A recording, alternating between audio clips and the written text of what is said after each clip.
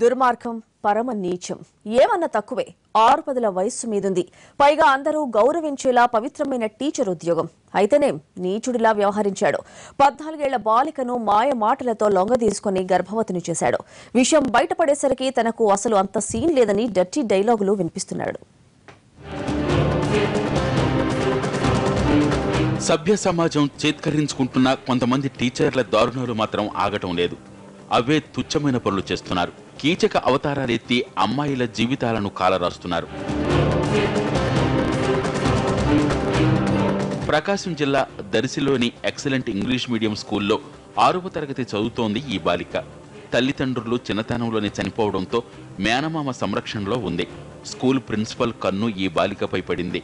60 ఏళ్ల ముసలాడైన కీచకుడికి తానేం తక్కువ కాదని నిరూపించాడు.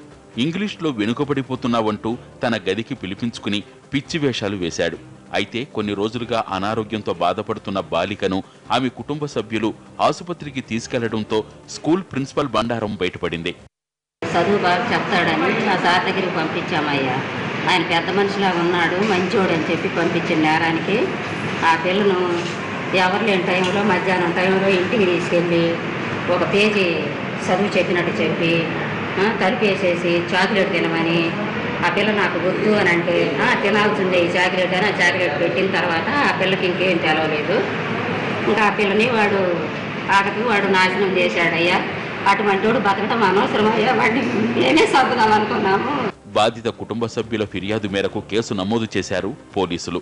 ప్రస్తుతం బాలికను వైద్య పరీక్షల నిమిత్తం ఒంగోలు రిమ్స్ ఆసుపత్రిలో చేర్పించారు.